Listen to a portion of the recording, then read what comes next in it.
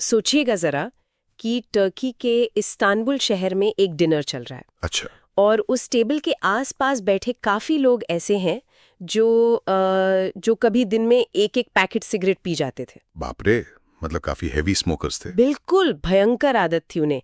लेकिन आज उनमें से आधे लोगों ने पूरी तरह से स्मोकिंग छोड़ दी है, बिना किसी निकोटीन पैच के या दवाई के। वही तो सबसे हैरानी की बात है।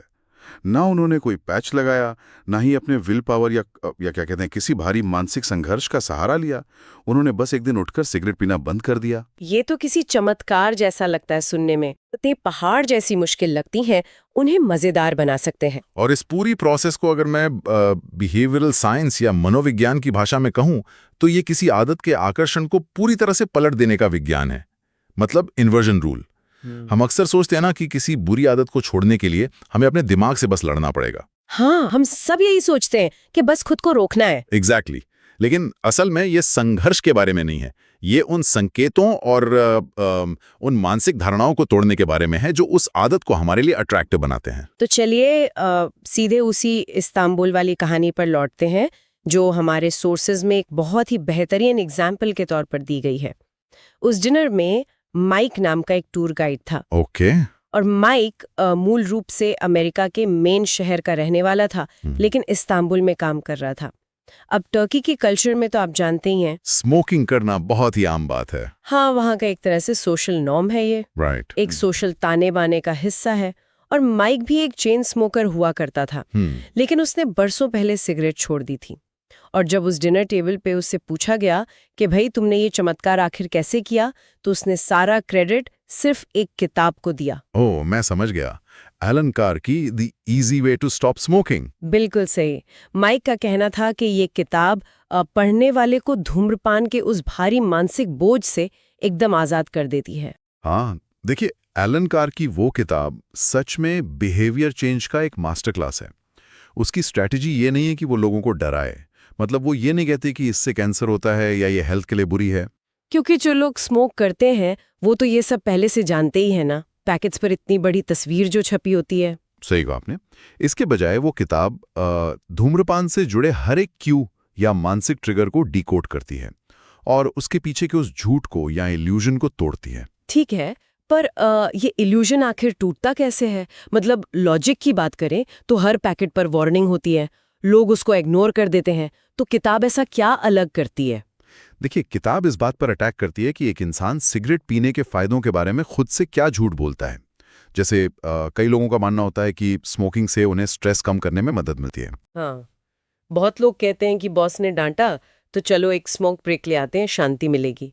एग्जैक्टली। वो सोचते हैं कि जब वो काम के बोझ तले दबे हैं तो वो सिगरेट उन्हें शांत करती है। लेकिन न्यूरोलॉजिकल लेवल पर सच्चाई इसके बिल्कुल ऑपोजिट है। सिगरेट स्ट्रेस को कम नहीं करती, बल्कि निकोटीन की जो क्रेविंग होती है ना, वही उस स्ट्रेस को पैदा करती है। वेट, मतलब सिगरेट ही स्ट्रेस पैदा कर रही है? बिल्कुल। होता क्या है कि पिछली सिगरेट का असर खत्म होते ही बॉडी में निकोटीन विड्रॉल शुरू हो जाता है। इससे एक बेचैनी बनती है, फिर अगली सिगरेट सिर्फ उस बेचैनी को कुछ देर के लिए शांत करती है। अरे वाह, इसका मतलब तो ये हुआ कि ये बिल्कुल टंग जूते पहनने जैसा है, ताकि जब आप उन्हें उतारें तो आपको आराम का एहसास हो सके। हाँ, बहुत ही सटीक एनालॉजी है ये। मतलब इंसान खुद ही वो प्रॉब्लम क्रिएट कर रहा है जिसका सोल्यूशन वो सिगरेट को मान रहा है। और एक और इल्यूजन है कि स्मोकिंग से ना फोकस करने में मदद मिलती है। किताब समझाती है कि ये भी पूरा झूठ है। अच्छा, तो सच क्या है? असल में जब निकोटीन का लेवल बॉडी में गिरता है तो इंसान का ध्यान अपने काम से हटकर सिगरेट की तलब पर चला जाता है। इसलिए जब कोई सिगरेट पीता है तो उसका फोकस बढ़ता नहीं है, बल्कि सिगरेट ना पीने की वजह से जो ध्यान भटक रहा था वो बस वापस अपनी नॉर्मल स्टेट में आता है। ओह वाह। तो जब ये सारे इल्यूजन्स टूट जाते हैं ना, तो दिमाग को ये समझ आ जाता है कि धूम्रपान करने से एक्चुअली कुछ हासिल नहीं हो रहा है, सिर्फ नुकसान हो रहा है। मतलब मैं इसको ऐसे देख रही हूँ कि ये किसी जादू के खेल का रहस्य जान लेने जैसा है। हाँ, बिल्कुल वैसे ही। जैसे जब तक ऑडियंस को ये नहीं पता होता कि जादूगर हाथ में से कबूतर कैसे निकाल रहा है, तब तक वो जादू बहुत अट्रैक्टिव लगता है। हाँ। लेकिन एक बार जब उसको अंदर का वो हिडन बॉक्स दिख जाता है तो सारा चार्म पल भर में गायब हो जाता है। सही बात है। सिगरेट के साथ भी यही है। जब इल्यूजन टूट गया तो पीने का कोई लॉजिक ही नहीं बचा। सही बात है।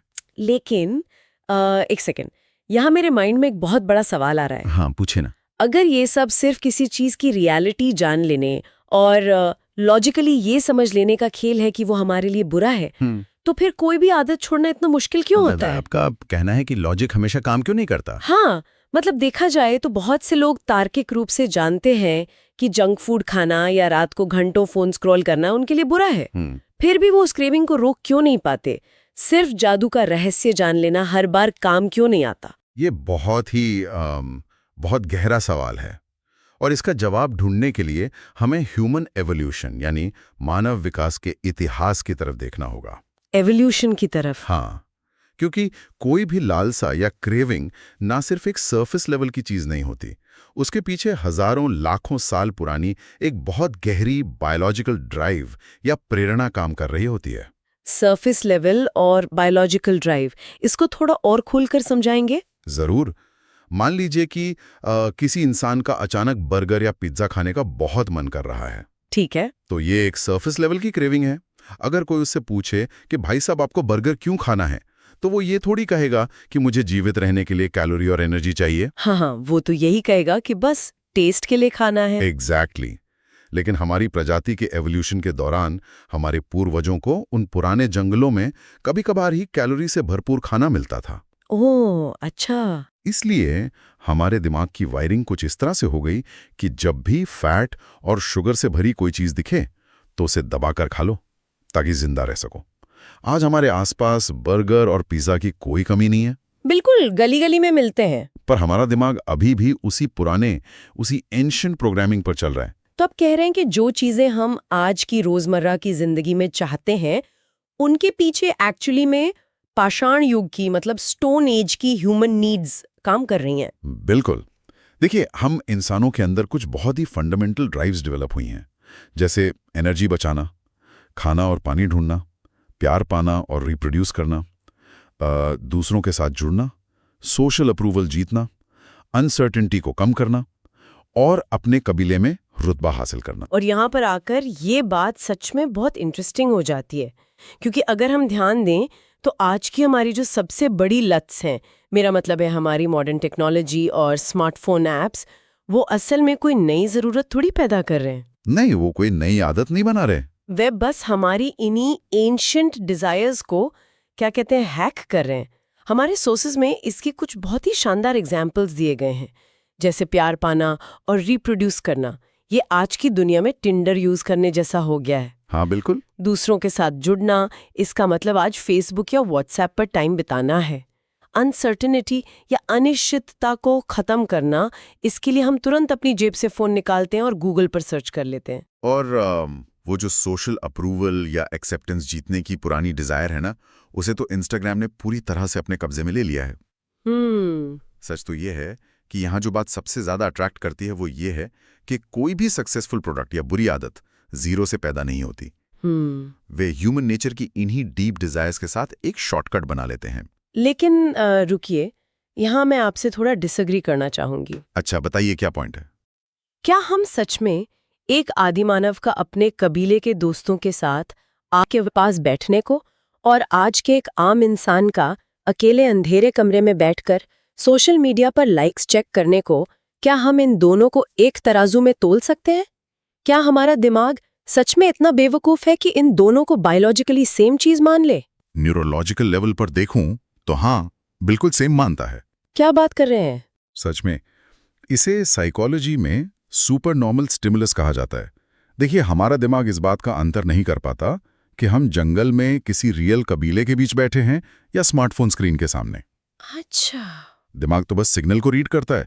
जब आदि मानव को उसके कबीले का सपोर्ट मिलता था तो उसके दिमाग में डोपामिन रिलीज होता था, जो उसको बताता था कि हाँ, तुम यहाँ सेफ हो। ओके। आज जब इंस्टाग्राम पर कोई लाइक आता है तो ये मॉडर्न टेक्नोलॉजी उस डोपामिन रिलीज को इतनी तेजी से और इतनी बार ट्रिगर करती है जो नेचर में कभी पॉसिबल ही नहीं था। हमारी आदतें उन पुरानी डिजायर्स के लिए मॉडर्न टाइम के हेविली इंजीनियर्ड सॉल्यूशंस हैं। बाप रे, मतलब हमने अपनी नेचुरल नीड्स का एक बहुत ही आर्टिफिशियल और सुपर पावरफुल वर्जन बना लिया है। हाँ, एकदम। लेकिन एक बात सोचने वाली है, एक ही बेसिक नीड को पूरा करने के लिए लोग अलग-अलग रास्ते क्यों चुनते हैं? जैसे अगर किसी को स्ट्रेस कम करना है, जो कि एक बेसिक नेचुरल जरूरत है, तो कोई इंसान तो सिगरेट पीना सीख लेता है, पर वही दूसरा इंसान आराम से रनिंग करने चला जाता है या मेडिटेशन करने लगता है। ऐसा क्यों? ये ना इस बात पर डिपेंड करता है कि दिमाग ने पास्ट में किस चीज के साथ एसोसिएशन या जुड़ाव बनाना सीखा है। मतलब हमारे पास्ट एक्सपीरियंस पर। हाँ, हमारी आदतें एक्चुअली हमारी प्रॉब्लम्स को सॉल्व करने का कोई बेस्ट तरीका नहीं होती हैं। वे तो बस ऐसे तरीके हैं जिन्हें किसी इंसान ने अपने एक्सपीरियंस से अपनाना सीख लिया है, और यहीं पर दिमाग की जो प्रिडिक्ट करने की यानी अनुमान लगाने की कैपेसिटी है वो गेम में आती है। अनुमान लगाने की कैपेसिटी, इसका क्या मतलब? कोई भविष्य देखना? एक तरह से हाँ, भविष्य देखना ही है। हमारा दिमाग लगातार हर सेकंड एक प्रिडिक्शन मशीन की तरह काम कर रहा है। ये हमेशा हमारे एनवायरनमेंट के क्यूज या संकेतों को प्रोसेस कर रहा होता है और माइक्रो सेकंड्स में अनुमान लगाता है कि आगे क्या होने वाला है। इसका कोई एग्जाम्पल देंगे? जैसे जब हम किसी गरम स्टोव को देखते हैं तब? बिल्कुल सटीक एग्जाम्पल है। गरम स्टोव एक क्यू है। आपका दिमाग तुरंत आपके पास्ट एक्सपीरियंसेस को याद करके अनुमान लगाता है कि अगर इस स्टोव को छुआ तो हाथ जल जाएगा। और इसलिए हमारा रिएक्शन ये होता है कि हम उससे दूर रहते हैं। एग्जैक्टली। या फिर रोड पर ट्रैफिक लाइट का हरा होना देख लीजिए। ग्रीन लाइट देखते ही दिमाग प्रिडिक्ट करता है कि अगर अभी एक्सेलरेटर दबाया तो सेफली चौराहा क्रॉस कर लेंगे। अरे ये तो बिल्कुल हमारे स्मार्टफोन के प्रिडिक्टिव टेक्स्ट की तरह लग रहा है। हाँ, वही कॉन्सेप्ट है। जैसे जब हम व्हाट्सएप पर कोई मैसेज टाइप करते हैं तो फोन हमारे पिछले मैसेजेस के बेसिस पर अंदाजा लगाने लगता है ना कि हम आगे कौन सा वर्ड लिखने वाले हैं। हाँ, कीबोर्ड पर सजेशंस आ जाते हैं। वही, अगर मैं हर रोज गुड के बाद मॉर्निंग लिखती हूँ तो अगली बार सिर्फ गुड टाइप करते ही फोन खुद ब खुद मॉर्निंग सजेस्ट कर देता है। बहुत ही बढ़िया एनालॉजी दी आपने। हमारा दिमाग भी बिल्कुल यही कर रहा है, ठीक इसी तरह से। और इसी अनुमान लगाने की प्रोसेस से ना डिजायर या लालसा पैदा होती है। अच्छा। हाँ, डिजायर कोई ऐसी चीज नहीं है जो हवा में अचानक आ जाती है। सच तो यह है कि डिजायर हमारी करंट स्टेट और हम फ्यूचर में कैसा फील करना चाहते हैं उसके बीच का गैप है। इसको किसी डेली रूटीन वाले एग्जाम्पल से समझाएंगे प्लीज? थोड़ा टेक्निकल हो गया। हाँ, जरूर। मान लीजिए कि मौसम अचानक बदलता है और टेम्परेचर 10 डिग्री गिर जाता है। अब आपकी बॉडी को ठंड लग रही है। ठीक है। तो यहाँ करंट स्टेट क्या है कि ठंड लग रही है, और डिजायर्ड स्टेट क्या है कि गर्माहट चाहिए। इस गैप को फिल करने के लिए आपका दिमाग प्रिडिक्ट करता है कि अगर जैकेट पहन ली तो गर्माहट मिल जाएगी। बस यहीं से जैकेट पहनने की मोटिवेशन आती है। वाओ, इस लॉजिक से देखूं तो जब कोई रात को 2-2 घंटे तक इंस्टाग्राम या सोशल मीडिया पर स्क्रॉल करता रहता है तो एक्चुअल में उसको लाइक्स या नई रील्स नहीं चाहिए होती हैं। तो क्या चाहिए होता है? वो बस अपनी प्रेजेंट फीलिंग को चेंज करना चाहता है। शायद वो इंसान उस वक्त बोर्डम या अकेलेपन की स्टेट में है और वहां से निकलकर वो एंटरटेनमेंट या किसी कनेक्शन वाली स्टेट में जाना चाहता है। एकदम सही पकड़ा आपने। और यहीं पर इमोशंस या भावनाएं सबसे बड़ा रोल प्ले करती हैं। इमोशंस कैसे? हम अक्सर सोचते हैं ना कि हम बहुत लॉजिकल और तार्किक इंसान हैं, लेकिन एक बहुत फेमस न्यूरोसाइंटिस्ट हैं, एंटोनियो डेमासियो। उनका रिसर्च बिल्कुल उल्टा कहता है। उन्होंने क्या डिस्कवर किया? उन्होंने पाया कि असल में इमोशंस ही हमें चीज़ों को अच्छा, बुरा या न्यूट्रल लेबल करने में मदद करते हैं। अगर किसी इंसान के दिमाग का वो हिस्सा डैमेज हो जाए जो इमोशंस को कंट्रोल करता है, तो जानते हैं क्या होता है? वो इंसान छोटे छोटे डिसीजंस भी नहीं ले पाता। वेट, सच में? मतलब लॉजिक कुछ काम नहीं आता? बिल्कुल नहीं। अगर हमारी भावनाएं जीरो हो जाएं, तो हम ये भी तय नहीं कर पाएंगे कि ब्रेकफास्ट में चाय पीनी है या कॉफी, क्योंकि दोनों में से कोई भी ऑप्शन हमें इमोशनली अच्छा या बुरा फील ही नहीं कराएगा। ओ माय गॉड, इसका मतलब इमोशंस ही हमारे हर एक्शन के पीछे के असली बॉस है। जब दिमाग किसी क्यू को देखता है तो वो एक इमोशन ट्रिगर करता है और वो इमोशन ही हमसे एक्शन करवाता है। एग्जैक्टली, यही कोर साइंस है।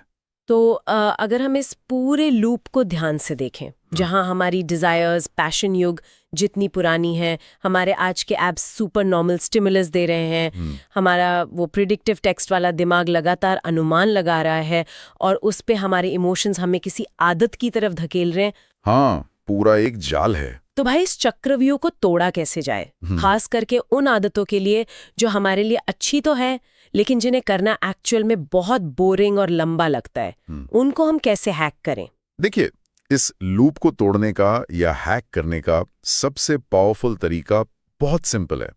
हमें बस अपना नजरिया और अपनी वोकैबुलरी यानी अपने शब्दों को बदलना होगा। शब्द बदलने से क्या होगा? हम जिन शब्दों से अपनी आदतों को डिफाइन करते हैं ना, वो हमारा माइंड फ्रेम सेट करते हैं। हम अक्सर अपनी रिस्पॉन्सिबिलिटीज को एक बोझ की तरह बोलते हैं। हाँ, जैसे लोग कहते हैं यार मुझे काम के लिए सुबह जल्दी उठना पड़ता है। हाँ, या फिर मुझे आज एक और बोरिंग सेल्स कॉल करनी है। मुझे परिवार के लिए खाना बनाना है। करना पड़ता है यानी हैव टू। ये फ्रेज ही सुनने में ऐसा लगता है जैसे कोई जबरदस्ती करवा रहा हो। इससे थकान पहले ही फील होने लगती है। एग्जैक्टली। अब जरा सोचिए, अगर हम बस एक शब्द बदल दें, मुझे ये करना पड़ता है की जगह हम ये सोचना शुरू करें कि मुझे ये करने का मौका मिला है, यानी गेट टू। मुझे काम के लिए जल्दी उठने का मौका मिला है, मुझे अपने परिवार के लिए खाना बनाने का अवसर मिला है। कैसा लग रहा है सुनने में? सुनने में तो बहुत पॉजिटिव लग रहा है, लेकिन एक सेकंड, मेरे मन में एक डाउट है। बोलिए, क्या डाउट है? क्या ये थोड़ा आजकल की क्या बोलते हैं उसको, टॉक्सिक पॉजिटिविटी जैसा नहीं साउंड कर रहा? कैसे? मतलब अगर कोई इंसान किसी बड़ी प्रेजेंटेशन या सेल्स कॉल को लेकर अंदर से सच में डरा हुआ है, तो सिर्फ मुझे ये करने का मौका मिला है बोलने से उसका दिमाग अचानक थोड़ी मान लेगा। उसकी हार्ट रेट तो बढ़ी भी है ना। ये तो एक तरह से खुद को उल्लू बनाना हुआ। मैं समझ रहा हूं आपका पॉइंट, और ये एक बहुत ही वैलिड डाउट है। लेकिन ट्रस्ट मी, ये खुद को धोखा देना या टॉक्सिक पॉजिटिविटी बिल्कुल नहीं है। तो फिर ये क्या है? ये एक्चुअली हमारे ब्रेन के फोकस को शिफ्ट करने की एक प्रूवन साइंटिफिक टेक्निक है। जब हम खुद से कहते हैं कि मुझे ये करना पड़ता है, तो हमारा दिमाग उस टास्क को एक थ्रेट या खतरे की तरह डिकोड कर लेता है। अच्छा, और खतरे से बॉडी में स्ट्रेस बढ़ता होगा? हाँ, बॉडी में कॉर्टिसोल नाम का एक स्ट्रेस हार्मोन रिलीज होने लगता है। लेकिन जब हम कहते हैं कि मुझे ये करने का मौका मिला है, तो हम एक्चुअल रियलिटी को इग्नोर नहीं कर रहे हैं। हम बस उस सिचुएशन के एक पॉजिटिव एंगल पर फोकस डाल रहे हैं। हमारे सोर्सेज में एक व्हीलचेयर यूज करने वाले इंसान की कहानी दी गई है, मुझे याद आ रही है। वो इस पॉइंट को बहुत डीपली समझाती है। हाँ, वो स्टोरी वाकई बहुत पावरफुल है। जब उन इंसान से पूछा गया कि क्या ऐसी हालत में होना, लाइफ भर व्हीलचेयर में कैद रहना मुश्किल नहीं लगता, तो उनका जवाब सच में चौंकाने वाला था। उन्होंने क्या कहा था, आपको याद है? हाँ, उन्होंने कहा कि वे अपनी व्हीलचेयर में कैद नहीं है, बल्कि इस व्हीलचेयर की वजह से ही वो आजाद हैं। क्योंकि अगर ये चेयर नहीं होती तो वे हमेशा बिस्तर पर ही पड़े रहते और कभी बाहर की दुनिया नहीं देख पाते। रोंगटे खड़े कर देने वाला नजारिया है ये। देखिए, सच्चाई तो वही है ना, उन्हें चलने के लिए चेयर की जरूरत है, लेकिन उस फैक्ट को देखने का फ्रेम बदल गया। सच में, एक फ्रेम उन्हें लाचार और बेचारा बनाता है और दूसरा फ्रेम उन्हें एब्सोल्यूट फ्रीडम का एहसास दिलाता है। और यही चीज, ठीक यही टेक्निक हम अपनी डेली लाइफ की आम आदतों पर लगा सकते हैं। साइकोलॉजी में इसको रीफ्रेमिंग कहते हैं। जैसे वर्कआउट के टाइम पे? बिल्कुल। एक्सरसाइज का एग्जाम्पल ले लीजिए। ज्यादातर लोग इसे एक ऐसा बोझ मानते हैं जो उनकी सारी एनर्जी निचोड़ लेगा।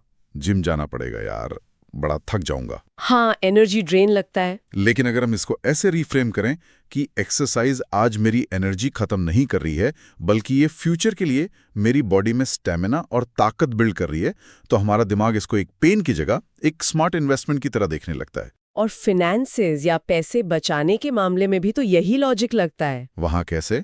लोग अक्सर सेविंग करने को एक सैक्रिफाइस मानते हैं ना। जैसे लगता है कि हम अपने आज के फन को मार रहे हैं, पैसे बचा लिए तो एंजॉय कब करेंगे। सही बात है। लेकिन अगर इसको हम चेंज करके सोचें कि पैसे बचाना कोई सैक्रिफाइस या बलिदान है ही नहीं, बल्कि ये हमारी फ्यूचर की परचेजिंग पावर और हमारी आज़ादी को बढ़ा रहा है, तो वो जो फील होता है ना, त्याग, वो अचानक से एक सुपर पावर बन जाता है। बहुत खूब। और पता है, मेडिटेशन या ध्यान लगाने के मामले में तो ये रीफ्रेमिंग और भी मैजिकल तरीके से काम करती है। ओहो, मेडिटेशन वाला पार्ट तो मुझे पूरे नोट्स में सबसे शानदार लगा। क्यों? देखिए, जो भी ध्यान लगाने बैठता है उसको पता है कि शुरू में दिमाग कितना घूमता है। 2 मिनट नहीं होते कि थॉट्स आने लगते हैं। गैस बंद किया नहीं, बॉस की ईमेल का रिप्लाई करना था, लंच में क्या बनेगा। हाँ, दिमाग शांत बैठता ही नहीं है। और फिर जब ध्यान भटकता है ना, तो खुद पर ही इतनी झुंझलाहट होती है, ऐसा लगता है यार मेरे से तो मेडिटेशन हो ही नहीं रहा है, मैं तो फेल हो रही हूँ इसमें। राइट, हम फ्रस्ट्रेशन में आ जाते हैं। लेकिन अगर हम इस पूरी प्रोसेस को रीफ्रेम कर दें तो कैसे? अगर हम यहाँ सोचें कि ध्यान का भटकना कोई फेलियर नहीं है, बल्कि हर बार जब ध्यान भटकता है तो हमें उसे वापस अपनी सांसों पर लाने का, प्रैक्टिस करने का एक नया मौका मिलता है। सीरियसली, ये मेरे लिए एक बहुत बड़ा आहा मोमेंट था। मतलब आपको इससे एक नई क्लैरिटी मिली। बिल्कुल, मतलब अब ध्यान भटकना कोई गलती नहीं है, बल्कि ये हमारे दिमाग के लिए जिम के रेप्स की तरह हो गया। जिम के रिप्स की तरह। हाँ, जैसे जिम में हम जितनी बार डंबल उठाते हैं और नीचे लाते हैं, हमारी मसल्स उतनी ही स्ट्रांग होती हैं। वैसे ही मेडिटेशन में जितनी बार ध्यान भटकेगा, हम उतनी बार उसको वापस पकड़ कर लाएंगे, और इस रेप से हमारा फोकस करने वाला दिमाग उतना ही तगड़ा बन जाएगा। क्या बात है, बहुत ही बढ़िया तरीके से एक्सप्लेन किया आपने। और एक इंटरेस्टिंग चीज बताऊं, हाँ बताइए। ये जो रीफ्रेमिंग है ना, ये हमारी बॉडी के फिजिकल रिएक्शंस को भी एक्चुअली चेंज कर सकती है। फिजिकल रिएक्शंस को? वो कैसे? जैसे मान लीजिए आपको किसी स्टेज पर जाकर स्पीच देनी है या किसी प्लेयर को कोई बड़ा मैच खेलना है, उससे पहले घबराहट होती है, हार्ट रेट फास्ट हो जाती है, हथेलियों में पसीना आता है ना। हाँ, पेट में बटरफ्लाइज उड़ने लगती हैं। हम इसे तुरंत डर या नर्वसनेस का नाम दे देते हैं। लेकिन अगर हम उस मोमेंट में यहाँ सोचें कि हे, ये घबराहट नहीं है, ये तो मेरी बॉडी मुझे फोकस करने के लिए एड्रेनलिन रश दे रही है, ये मेरी बॉडी का अपना एक्साइटमेंट मोड है, वाओ, तो उस सिचुएशन में आपका पूरा का पूरा परफॉर्मेंस लेवल चेंज हो सकता है। ये सब सुन के एक बात तो क्लियर है कि नजरिया बदलना सच में एक बहुत इफेक्टिव टूल है। हाँ बिल्कुल है। लेकिन क्या हम इस टूल को एक स्टेप और आगे ले जा सकते हैं? मतलब आप क्या सोच रही हैं? मतलब क्या हम जानबूझकर अपने दिमाग में ऐसे एसोसिएशन या फिजिकल ट्रिगर बना सकते हैं जो हमें किसी सबसे बोरिंग या मुश्किल काम को करने से पहले ऑटोमेटिक राइट माइंड फ्रेम में ले आए? 100% बिल्कुल कर सकते हैं। और इसी चीज को बिहेवियरल साइंस की दुनिया में मोटिवेशन रिचुअल बनाना कहा जाता है। Okay, motivation ritual. हाँ, इसका सीधा सा कॉन्सेप्ट ये है कि आप किसी मुश्किल टास्क को शुरू करने से ठीक पहले कुछ ऐसा छोटा सा काम करें जिसे करने में आपको सच में बहुत मजा आता हो। इससे दिमाग पर क्या असर पड़ेगा? इससे आपका दिमाग उस अच्छे वाले मजे को या एंजॉयमेंट को उस मुश्किल काम के साथ लिंक कर देगा। हाँ, याद आया। सोल्सिस में इसके लिए एक राइटर और बॉक्सर हैं जी, एड लाटिमोर। उनका बड़ा ही अजीब पर बहुत कमाल का एग्जाम्पल दिया हुआ है। हाँ, लाटिमोर का एग्जाम्पल बहुत पॉपुलर है इस कॉन्टेक्स्ट में। उन्होंने नोटिस किया कि जब भी वो लिखने बैठते थे और अपने हेडफोन्स पहन लेते थे तो अचानक से उनका फोकस कई गुना बढ़ जाता था। हाँ, और इसमें सबसे अजीब बात क्या थी? सबसे अजीब बात ये थी कि वो अक्सर हेडफोन्स में कोई गाना या म्यूजिक बजाते ही नहीं थे। बिना म्यूजिक के हेडफोन्स? हाँ, बस खाली हेडफोन्स पहन लेते थे और बिना डिस्टर्ब हुए लिखते रहते थे। देखिए, आम इंसान को ये बहुत अजीब लगेगा, लेकिन न्यूरोलॉजिकली अगर देखें तो ये पूरी तरह से लॉजिकल है। लॉजिक कहाँ है इसमें भाई? लॉजिक ये है कि लैटिमोर ने पास्ट में बार बार म्यूजिक सुनकर फोकस करने की आदत डाल ली थी, तो उन्होंने अननोइंगली अपने माइंड की ऐसी कंडीशनिंग कर ली थी कि अब हेडफोन्स का कानों को छूना ही उनके दिमाग के लिए फोकस मोड ऑन करने का ट्रिगर या क्यू बन गया। ओह, मतलब गाना बज रहा है या नहीं उससे फर्क नहीं पड़ता, एक्शन इंपॉर्टेंट हो गया दिमाग के लिए। एग्जैक्टली। एथलीट्स भी तो प्रिसाइजली यही टेक्निक यूज करते हैं। आपने नोटिस किया होगा, बेसबॉल में या अपने क्रिकेट मैचेस में प्लेयर्स का ग्राउंड पर जाने से पहले अपना एक फिक्स रूटीन होता है। हाँ, जैसे बल्ले को बैट से हिट करना या कुछ स्पेसिफिक स्ट्रेचिंग करना। मैं देखती हूँ कि प्लेयर्स बैट उठाने से पहले हमेशा एक ही डायरेक्शन में स्विंग करते हैं। हाँ, वो वार्म अप सिर्फ उनकी मसल्स को लूज नहीं कर रहा, वो वार्म अप एक्चुअली उनके दिमाग को उस गेम मोड के साथ एसोसिएट कर रहा है। वो एक फिजिकल स्विच बन जाता है ध्यान लगाने का। इसका मतलब तो ये निकलता है ना कि हम अपनी नॉर्मल लाइफ में भी ऐसे जानबूझकर खुद के ट्रिगर्स डिजाइन कर सकते हैं। एब्सोल्युटली, आप खुद का रिचुअल बना सकते हैं। जैसे मान लीजिए अगर कोई आदमी अपने ऑफिस में हमेशा स्ट्रेस में रहता है, तो वो घर पर अपनी एक हैप्पीनेस रूटीन बना सकता है। वो कैसे काम करेगी? जैसे जब भी वो इंसान रियलिटी में जेन्युइनली खुश हो, तो वो आदत डाल ले कि वो 3 गहरी सांसें लेगा, चेहरे पर एक बड़ी स्माइल लाएगा और पास बैठे अपने पेट डॉग को प्यार से सहलाएगा। बहुत ही क्रिएटिव रूटीन है ये। राइट। और अगर हम इसे उस ब्रॉडर कॉन्टेक्स्ट से कनेक्ट करें जो अभी आपने बताया, तो क्लियर होता है कि हम कंप्लीटली अपनी आदतों के गुलाम नहीं हैं। हाँ, किस्मत पे रोने की जरूरत नहीं है। अगर कोई उस खुशी वाली रूटीन को हमेशा रिपीट करता रहे तो क्या होगा? तो उस इंसान का दिमाग उन 3 सांसों को और स्माइल को उस डीप हैप्पी फीलिंग के साथ जोड़ लेगा। परफेक्ट। और फिर फ्यूचर में क्या होगा? जब भी उसको ऑफिस में भयानक स्ट्रेस होगा तो वो सिर्फ अपनी सीट पर बैठकर 3 लंबी सांसें लेगा, स्माइल करेगा, तो वही पास्ट वाली हैप्पी फीलिंग वापस ट्रिगर हो जाएगी। भले ही वहां आसपास कोई डॉग ना हो। भले ही वहां कोई डॉग ना हो, दिमाग बस क्यू पकड़ेगा और इमोशन रिलीज कर देगा। वाह! तो आइए अब इस पूरी चर्चा को थोड़ा रैप अप करते हैं। जरूर। इस डिस्कशन का सार ये निकलता है कि बिहेवियर चेंज का जो दूसरा नियम है, जिसे इन्वर्जन या उल्टा करना कहते हैं, वो मेनली 2 लेवल्स पर काम करता है। पहला तो ये कि बुरी आदतों के पीछे छिपे जो झूठ हैं, जैसे कि सिगरेट पीने से टेंशन कम होती है, इन इल्यूजन्स को तोड़कर उन आदतों को बिल्कुल अनाकर्षक यानी अनअट्रैक्टिव बना दिया जाए। और दूसरा लेवल? और दूसरा ये कि जिन अच्छी आदतों को निभाना पहाड़ तोड़ने जैसा लंबा लगता है, उनके प्रति अपना वोकैब्युलरी और नजरिया बदलकर मोटिवेशन रिचुअल्स बनाकर उन्हें एक्चुअली अपीलिंग और मजेदार बना लिया जाए। देखिए, जो लोग इन्फॉर्मेशन के ओवरलोड से थक चुके हैं या जिन्हें लगता है कि वे अपनी बुरी आदतों के बोझ तले दबते जा रहे हैं, उनके लिए इस साइज में एक बहुत बड़ा होप है। हाँ, प्रॉब्लम आपसे नहीं जुड़ी हुई है। प्रॉब्लम आपके इंटेंशंस या आपकी विल पावर में कभी थी ही नहीं। तो प्रॉब्लम क्या है?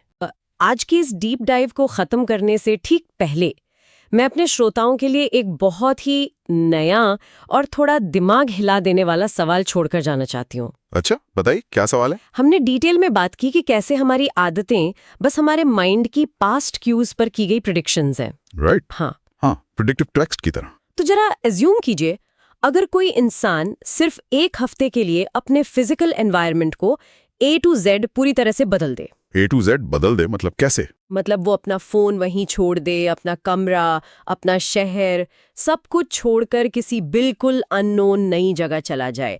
ऐसी जगह जहां उसकी पुरानी आदतों का, उसके पुराने क्यूज का कोई नामो निशान तक ना हो। ओह, साइकोलॉजी के हिसाब से तो ये एक बहुत ही एक्सट्रीम और इंटरेस्टिंग एक्सपेरिमेंट हो जाएगा। वही तो मेरा सवाल यही है कि उस एकदम नए माहौल में क्या हमारी वो मिलियंस ऑफ इयर्स पुरानी बायोलॉजिकली प्रोग्राम डिजायर्स बिल्कुल नए तरीके से नई आदतें घड़ेंगी, या फिर हमारा वो प्रिडिक्टिव टेक्स्ट वाला जिद्दी दिमाग उस नए एनवायरनमेंट में भी जाकर किसी न किसी तरह अपने पुराने ट्रिगर्स को ढूंढ ही निकालेगा। आखिर क्या होगा? क्या हम सच में अपने सराउंडिंग एनवायरनमेंट को बदलकर खुद को आजाद कर सकते हैं, या हम जहां भी जाते हैं अपने जिद्दी पुराने दिमाग को हमेशा अपने साथ ही ले जाते हैं? उफ, ये सवाल तो वाकई में इंसानी फितरत, हमारी न्यूरोबायोलॉजी और हमारे आसपास की दुनिया के डीप कनेक्शन पर सोचने के लिए मजबूर कर देता है। बिल्कुल करता है। तो श्रोताओ, अगली बार जब कोई जिद्दी आदत आपको परेशान करे और आप खुद को कोसें या अपनी विल पावर पर डाउट करें, तो याद रखिएगा, ये किसी हैवी वजन को जबरदस्ती उठाने का चैलेंज नहीं है। हाँ, उसको बोझ मत समझिए। आपको बस ये समझना है कि वो वजन, वो तलब शुरू से ही सिर्फ और सिर्फ एक माइंड का इल्यूजन थी। आपको बस उस जादू के खेल के पीछे का पर्दा खोलना है और देखना वो आदत खुद ब खुद हवा में गायब हो जाएगी। बिल्कुल सही। चलिए, इसी थॉट के साथ आज की इस डीप डाइव को यहीं रोकते हैं। जल्दी ही आपसे दोबारा जुड़ेंगे।